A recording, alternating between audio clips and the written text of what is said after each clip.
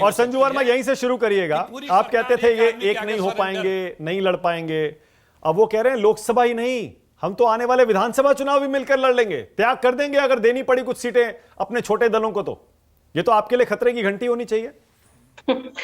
मानक जी, मैं आपकी कई डिबेट्स पर आ चुकी हूं और 2014 से लगातार भाजपा के प्रवक्ता यही सुनते आ रहे हैं विपक्ष से, भाजपा डर गई, भाजपा बौखला गई। संजू वर्मा, नरेंद्र मोदी को इस बार तो गठबंधन हराने वाला है, यही राग अलाप रही थी विपक्ष 2019 में। कुछ क्योंकि मुझे याद है 2018 में 3 बाई इलेक्शन हुए थे, गोरखपुर, फूलपुर और कैराना, और मुझे याद है बीजेपी तीनों बाई इलेक्शन हारी थी। और उस वक्त ये तीनों बाई इलेक्शन में समाजवादी पार्टी, बीएसपी, ये सब एक महागठबंधन करके आए थे और इन्होंने चुनौती दी थी कि इस बार देखना 2019 में नरेंद्र मोदी की धज्जियां उड़ जाएंगी। और नतीजा क्या हुआ? 2019 के चुनाव आए, नरेंद्र मोदी को वापस एक पूर्ण बहुमत की सरकार बनाने का लोगों ने आशीर्वाद दिया। तो बात यहां पर यह है कि पहली बात, कॉमन मिनिमम प्रोग्राम विपक्ष का क्या है? हमें नरेंद्र मोदी पसंद नहीं, उन्हें हराना है। कॉमन पॉलिटिकल एजेंडा, ये डॉट डॉट अलायंस का क्या है? We don't like Narendra Modi Hitler हैं, हमें इन्हें हराना है। ओके, आपकी सीट शेयरिंग का फॉर्मूला क्या होगा? हमें पता नहीं, हमें नरेंद्र मोदी को हराना है। क्या आप लोकसभा और विधानसभा एक साथ लड़ेंगे? जब डॉट डॉट अलायंस को एंकर पूछते हैं, हमें पता नहीं, आपको पता पड़ जाएगा वक्त आने पर हमें नरेंद्र मोदी पसंद नहीं, हमें नरेंद्र मोदी को हराना है, वो हिटलर है। कहने का तात्पर्य यह है, ये पब्लिक है, ये सब जानती है। और पब्लिक को आप मूर्ख मत समझिए। आप जब यहां बैठकर, और मैं तो सीधी बात करूंगी, आपने गौतम अडानी का नाम नहीं लिया, पर आपने क्या कहा? आपने कहा पूरी मोदी सरकार एक व्यक्ति के पांव पर आकर नतमस्तक हो चुकी है। और मैं सीधा इसीलिए नाम लेकर बात करूंगी क्योंकि मुझे ये शविंग अंडर द कारपेट और इफ्स और बट्स में बातें करना पसंद नहीं और ना आती हैं। तो आपको कुछ याद दिलाती हूं।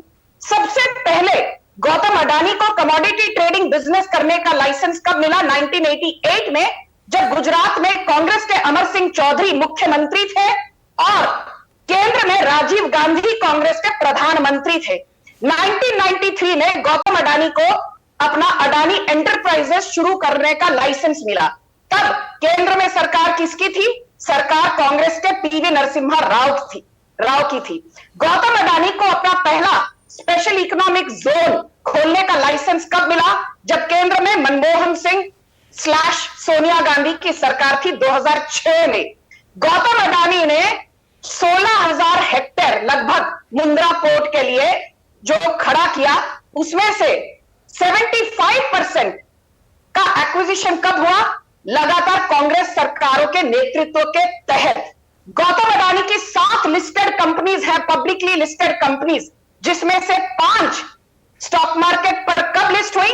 जब कांग्रेस की सरकार थी केंद्र में। इसलिए यहां बैठकर सिर्फ जेनेरिक रेटोरिक में बात मत करिए और चुप रहिए। अभी मैंने आपको टोका नहीं, मैंने 10-12 मिनट तक आपकी बेफिजूल बातें सुनी, अभी सुनने का धैर्य रखिए। फिर गौतम अडानी पर तो मैंने आपके काले चिट्ठे खोल दिए। अब बात करते हैं महंगाई की, क्योंकि महंगाई पर आपने 3-4 बार बहुत कुछ कहा। लोग त्रस्त हैं, लोग निराश हैं, पर आपने आंकड़े नहीं दिए। अभी आंकड़ों के साथ आपकी पोल खोलूंगी और सिर्फ 10 सेकंड में। ये संजू वर्मा के दिए आंकड़े नहीं है ना, ये आंकड़े मुझे नागपुर से मिले हैं, ठीक है ना, क्योंकि नागपुर का भी जिक्र हुआ था। ये आंकड़े वर्ल्ड बैंक के हैं। वर्ल्ड बैंक कहती है कि पिछले 5 साल में जो महंगाई का एवरेज इन्फ्लेशन का रेट था, वो मोदी सरकार के दौरान 5.45% था और यूपीए 2, कांग्रेस की यूपीए 2 के दौरान यह महंगाई का एवरेज दर था 10.25%। और एक मजे की बात सुनिए, हाईएस्ट रिटेल इन्फ्लेशन कांग्रेस के यूपीए 2 के दौरान था 14.72%। हाईएस्ट रिटेल इन्फ्लेशन बीजेपी के दौरान था 2021 में 7.89%।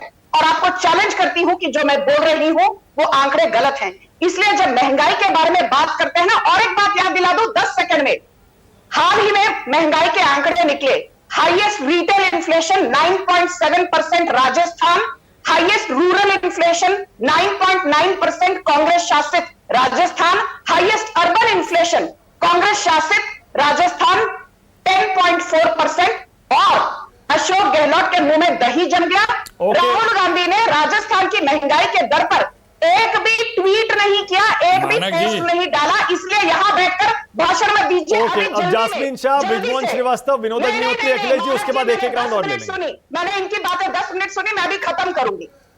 जब हम बात करते हैं अलायंस की, ये कैसा अलायंस है कि जब बंगाल में अभी चुनाव हुआ, धूपगुड़ी का बाई इलेक्शन, तो ये लोग क्या कहते हैं, देखिए डॉट डॉट अलायंस जीता, डॉट डॉट अलायंस नहीं जीता। वहां तो कांग्रेस और सीपीएम मिलकर टीएमसी के खिलाफ लड़ रहे थे। फिर केरल में आपने कहा देखिए कांग्रेस नहीं, डॉट डॉट अलायंस जीता। डॉट डॉट कैसे जीती? वहां तो कांग्रेस सीपीएम लेफ्ट के खिलाफ लड़ रहा था। फिर आप घोसी बाईपोल की बात करते हैं, अब कहते हैं देखिए वहां भी डॉट डॉट जीता। वहां डॉट डॉट कैसे जीता? वहां तो कांग्रेस और समाजवादी पार्टी आमने सामने लड़ रहे थे, जबकि जो 7 बाई इलेक्शन हुए हैं उनमें से 3 बीजेपी जीती है, 2 त्रिपुरा में और 1 बागेश्वर उत्तराखंड में। हमारा strike rate 3 out of 7 48%, Congress का 1 आउट ऑफ 7, टीएमसी का 1 आउट ऑफ 7। और आप इतना हमको जो ये भाषण देते हैं कि हमारी एकता है, तो कांग्रेस वर्किंग कमेटी में क्या आपने ममता बनर्जी को बुलाया? तेलंगाना हैदराबाद में जो आपकी वर्किंग कमेटी मीटिंग हो रही है, क्या आपने वहां पर अखिलेश यादव को special one second Sanju Verma, अच्छा इन्होंने ये नया डॉट डॉट नया निकाला है। पहले घमंडिया बोलते थे, फिर इंडिया अलायंस बोलते थे, अब संजू वर्मा डॉट डॉट बोलने लगे। समझ में नहीं आ रहा क्या बोले। हाँ, अच्छा इस पे अभी लौट के आता हूं।